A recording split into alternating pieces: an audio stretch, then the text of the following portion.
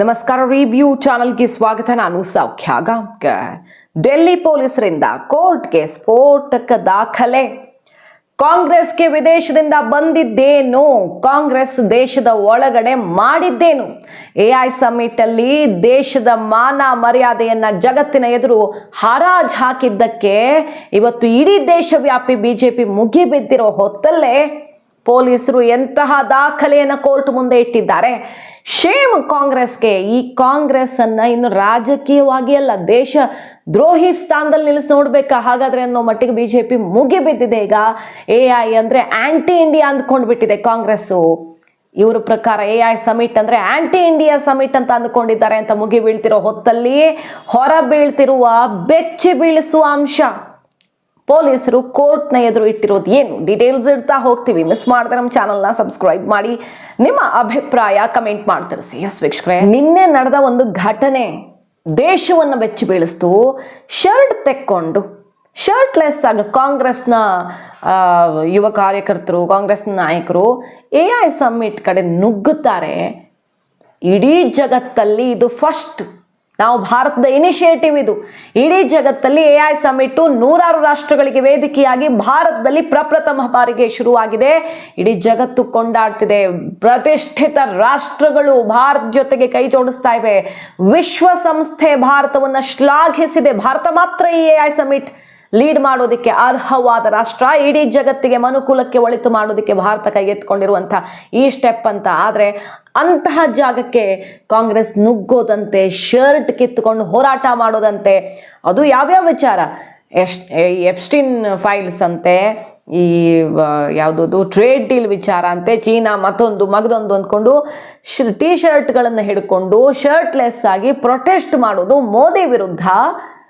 ಹಾಗಾದ್ರೆ ರಾಜಕೀಯವನ್ನ ದೇಶದ ಮಾನ ತೆಗೆಯೋಕ್ಕೂ ಬಳಸ್ಕೊಳ್ಬಹುದಾ ಅನ್ನೋ ಮಟ್ಟಿಗೆ ಈಗ ಕಾಂಗ್ರೆಸ್ ವಿರುದ್ಧ ದೇಶವ್ಯಾಪಿ ಪ್ರತಿಭಟನೆ ಮಾಡ್ತಿದೆ ಬಿಜೆಪಿ. ಎಷ್ಟರ ಮಟ್ಟಿಗೆ ಅಂದ್ರೆ ಕಾಂಗ್ರೆಸ್ನ ಹೆಡ್ ಕ್ವಾರ್ಟರ್ಸ್ ಎದುರು ನುಗ್ಗುತ್ತಾ ಇದ್ದಾರೆ. ಬ್ಯಾರಿಕೇಡ್ಗಳನ್ನ ಧ್ವಂಸ ಮಾಡಿ ಬಿಜೆಪಿ ಕಾಂಗ್ರೆಸ್ ಕಚೇರಿಯತ್ತ ನುಗ್ಗಿ ಹೋರಾಟ ಮಾಡ್ತಿದೆ. ದೇಶವ್ಯಾಪಿ ಅಷ್ಟು ದೊಡ್ಡ ಆಕ್ರೋಶ ಸಿಡಿದಿದೆ ಕಾಂಗ್ರೆಸ್ನ ಈ ವರ್ತನೆಗೆ.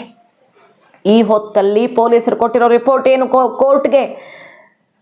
ಈ ಹೋರಾಟದಲ್ಲಿದ್ರಲ್ಲ ಅಂಗಿ ತೆಕ್ಕೊಂಡು ನಿಂತವರು, ಅವರನ್ನು ಕಸ್ಟಡಿಗೆ ಯಾಕೆ ತಗೊಳ್ಬೇಕು?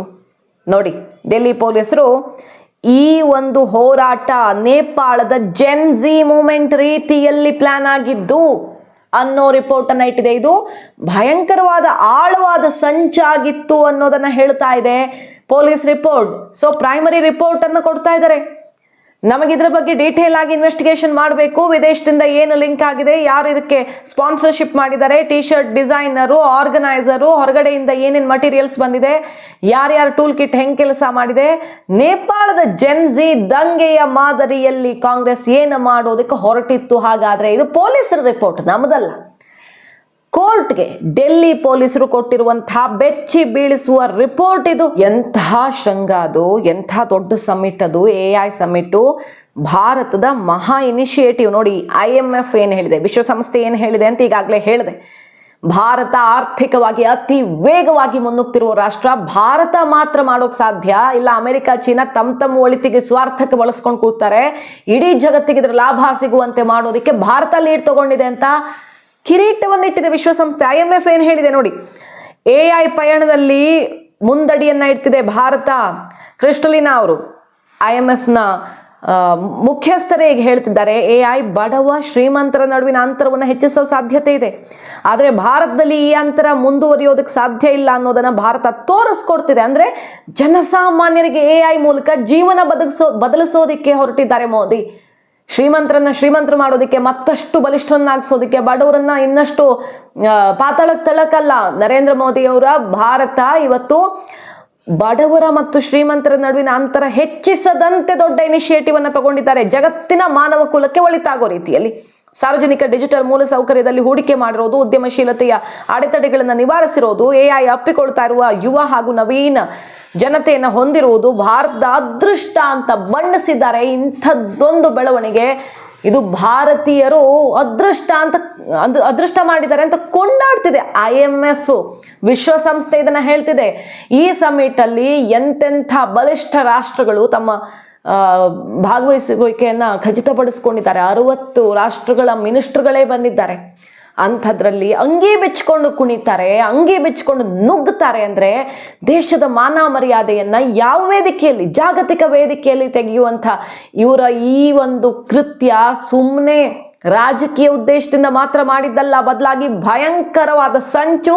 ಜೆನ್ಜಿ ದಂಗೆ, ನೇಪಾಳದ ಜೆನ್ಜಿ ದಂಗೆಯಿಂದ ಪ್ರೇರಣೆಯನ್ನು ತಗೊಂಡಿರುವಂತಹ ಒಂದು ಭಯಂಕರ ಆಳವಾದ ಸಂಚು ಅಂತ ರಿಪೋರ್ಟನ್ನು ಕೋರ್ಟ್ಗಿಟ್ಟು ನಮಗೆ ಯಾಕೆ ಇವ್ರ ಕಸ್ಟಡಿಗೆ ಬೇಕು, ನಾವು ಏನಕ್ಕೆ ಇವರನ್ನು ಬಹಳ ಡೀಪಾಗಿ ಇನ್ವೆಸ್ಟಿಗೇಷನ್ ಮಾಡಲೇಬೇಕು ಅನ್ನೋದನ್ನು ಪೊಲೀಸರು ಹೇಳ್ತಿದ್ದಾರೆ. ದೊಡ್ಡ ಕಾನ್ಸ್ಪಿರಸಿ ಈ ಪ್ರೊಟೆಸ್ಟ್ನ ಹಿಂದೆ ಇದೆ. ಗ್ಲೋಬಲ್ ಲೀಡರ್ಸ್ ಮತ್ತು ಟೆಕ್ ದೈತ್ಯರು ಬಂದಿರುವಂತಹ ವೇದಿಕೆಯಲ್ಲಿ ಇಂತಹ ಒಂದು ನ್ಯೂಸೆನ್ಸ್ ಕ್ರಿಯೇಟ್ ಮಾಡೋ ಪ್ರಯತ್ನ ಆಗತ್ತೆ ಅಂದರೆ ಅದರ ಹಿಂದೆ ಏನಿದೆ ಅನ್ನೋದನ್ನ ಕೋರ್ಟ್ಗೆ ಹೇಳಿ ಕಸ್ಟಡಿಗೆ ಯೂತ್ ಕಾಂಗ್ರೆಸ್ ಮೆಂಬರ್ಸ್ನ ತಗೊಳ್ಳೇಬೇಕು ಅನ್ನೋದನ್ನ ವಿವರಿಸ್ತಾ ಹೋಗ್ತಾರೆ. ಸರಿ, ಡೆಲ್ಲಿ ಪೊಲೀಸರು ಏನ್ ಬೇಕಾದ್ರೂ ಹೇಳ್ತಾರೆ, ಬಿಜೆಪಿದೇ ಸರ್ಕಾರ ಅಲ್ವಾ ಅನ್ನೋದು ಬಂದ್ಬಿಡುತ್ತೆ. ಡಿಜಿಟಲ್ ಎವಿಡೆನ್ಸ್ ಹಿಡ್ಕೊಂಡು ಕೋರ್ಟ್ಗೆ ಹೋಗಿರೋದು. ಈಗ ಡಿಜಿಟಲ್ ಎವಿಡೆನ್ಸ್ ಆಧಾರದಲ್ಲಿ ಈ ಸತ್ಯವನ್ನ ಹೊರಗಡೆ ತೆಗಿಬೇಕಾಗಿದೆ, ನಂಬರ್ 1.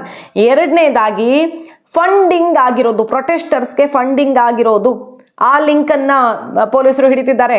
ಮತ್ತು finance, printing of T shirts, ಇಲ್ಲೂ ಒಂದಿಷ್ಟು ಲಿಂಕ್ಗಳು ಸಿಕ್ಕಿವೆ. ಅದರಲ್ಲಿ ವಿಶೇಷವಾಗಿ ಏನೇನು ಪ್ರಿಂಟ್ ಆಗಿತ್ತಲ್ಲ ಅದು ಡೈರೆಕ್ಟ್ಲಿ ನರೇಂದ್ರ ಮೋದಿ ಅವರ ವರ್ಚಸ್ಸು, ಎಪ್ಸ್ಟೀನ್ ಫೈಲ್ಸು, ಸರ್ಕಾರ, ಮಿನಿಸ್ಟರು ಎಲ್ಲ ಟಾರ್ಗೆಟ್ ಆಗೋ ರೀತಿಯಲ್ಲಿ ಇದ್ದಿದ್ರಿಂದಾಗಿ ಇದು ಸಿಕ್ಕಾಪಟ್ಟೆ ಲಾರ್ಜರ್ ಕಾನ್ಸ್ಪಿರಸಿ ಇಲ್ಲಿರೋದು ಅನ್ನೋದು ಪೊಲೀಸರು ಹೇಳ್ತಿರೋದು. ಕೋರ್ಟ್ಗೆ ಕೊಟ್ಟಿರುವಂಥ ಸಾಕ್ಷಿಗಳು ಇದರ ಆಧಾರದಲ್ಲಿದ್ದು ಕಸ್ಟಡಿಗೆ ತಗೊಂಡು ಇದನ್ನು ಸರಿಯಾಗಿ ಇನ್ವೆಸ್ಟಿಗೇಷನ್ ಮಾಡಲೇಬೇಕಾಗಿದೆ. ಅಷ್ಟು ಗಂಭೀರ ಸ್ವರೂಪದ ಕೆಲಸವನ್ನ ಕಾಂಗ್ರೆಸ್ನವರು ಮಾಡಿದ್ದಾರೆ ಅಂತ ಆಕ್ರೋಶ ಸಿಡಿದಿದೆ ಈಗ. ಮತ್ತೆ ಕಾನೂನಾತ್ಮಕವಾಗಿ ಹೋರಾಟವೂ ನಡೀತಿದೆ. ಕಿರಣ್ ರಿಜಿಜು ಅವರು, ಬಿಜೆಪಿಯ ಬಹುತೇಕ ನಾಯಕರು, ಕೇಂದ್ರ ಮಂತ್ರಿಗಳು ಎಲ್ಲ ಹೇಳ್ತಿರೋದಿಷ್ಟೇ, ನಾಚಿಕೆನೇ ಇಲ್ವಾ ಕಾಂಗ್ರೆಸ್ಗೆ? ಈ ಹಂತಕ್ಕೆ ಹೋಗ್ಬಿಡ್ತಾ ಕಾಂಗ್ರೆಸ್ಸು? ನಾವು ಯಾವುದನ್ನ ಹೆಮ್ಮೆಯಿಂದ ಹೇಳ್ಕೊಳ್ಬೇಕೋ ಅಂಥದ್ದೊಂದು ಶೃಂಗದ ಹೊಣೆಯನ್ನ ಹೊತ್ತು ಯಶಸ್ವಿಯಾಗಿ ಮುಗಿಸ್ತಾ ಇದೆ ಭಾರತ. ಅಂತಹ ವೇದಿಕೆಯಲ್ಲಿ ನಮ್ಮ ಮಾನವನ್ನು ನಾವೇ ತೆಕ್ಕೊಳ್ತೀವಿ ಅಂದ್ರೆ ಅದಕ್ಕಿಂತ ನಾಚಿಕೆಗೇಡು ವಿಷಯ ಇದೆಯಾ? AI ಅಂದ್ರೆ ಇವರು ಆಂಟಿ ಇಂಡಿಯಾ ಅಂತ ಅಂದುಕೊಂಡಿದ್ದಾರೆ ಅಂತ ಖಚಿತ ಆಯ್ತು ಬಿಡಿ ಅಂತ ಬಿಜೆಪಿ ಮುಗಿ ಬಿದ್ದಿದೆ ಕಾಂಗ್ರೆಸ್ನ ವಿರುದ್ಧ. ಕೊನೆ ಪಕ್ಷ ಯಾರೋ ಯೂತ್ ಲೀಡರ್ಸ್ ಬಂದ್ರು, ಪ್ರೊಟೆಸ್ಟ್ ಮಾಡಿದ್ರು, ಕಾಂಗ್ರೆಸ್ ಇದನ್ನ ಖಂಡಿಸತ್ತೆ, ಕ್ಷಮೆಯಾಚಿಸತ್ತೆ ಅಂತ ಅನ್ಕೊಂಡಿದ್ವಿ. ಕಾಂಗ್ರೆಸ್ನ ಟಾಪ್ ಲೀಡರ್ಸ್ ಇದರ ಹಿಂದೆ ನಿಂತು ಗಟ್ಟಿಯಾಗಿ ಮತ್ತಷ್ಟು ಬಲ ತುಂಬುತ್ತಿದ್ದಾರೆ ಅಂದ್ರೆ ಇದಕ್ಕಿಂತ ದೇಶದ್ರೋಹದ ಕೆಲಸ ಬೇಕಾ ಅನ್ನುವಂಥ ಆಕ್ರೋಶ ಸಿಡಿದಿದೆ ಈಗ ಬಿಜೆಪಿ ಮತ್ತು ದೇಶದ ಜನ ಕೂಡ ಇದನ್ನ ನೋಡಿ ಆಶ್ಚರ್ಯ ಪಡುವಂತಾಗಿದೆ. ಏನಿದು, ಎಂತಹ ಶೃಂಗ ಅದು? ಸರಿ, ಚೈನಾದ ರೋಬೋ ಡಾಗು, ಆ AI ಡಾಗು, ಚೈನಾ ನಿರ್ಮಿತ AI ಡಾಗನ್ನು ಕಾಪಿ ಮಾಡ್ಕೊಂಡು ಬಂದಂತಹ ಒಂದು ಯೂನಿವರ್ಸಿಟಿ ಅದನ್ನು ಹಿಡ್ಕೊಂಡು ಫಸ್ಟ್ ಡೇಯಿಂದ ಎಳೆದಾಡಿದ್ದಾಯ್ತು.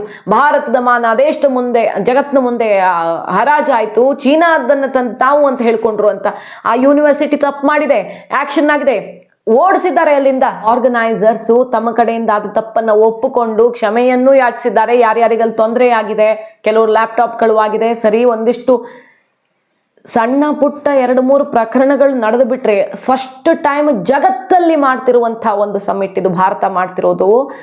ಅಂಥದ್ರಲ್ಲಿ ಒಂದು ಮಿಸ್ಟೇಕ್ ಆಯಿತು ಅಂತ ಇಡೀ ಜಗತ್ತು ಹುಬ್ಬೇರಿಸಿ ನೋಡ್ತಿರೋ ಸಮ್ಮಿಟ್ಗೆ ಮಸಿ ಬಡ್ದು ಕೂರ್ಸದ?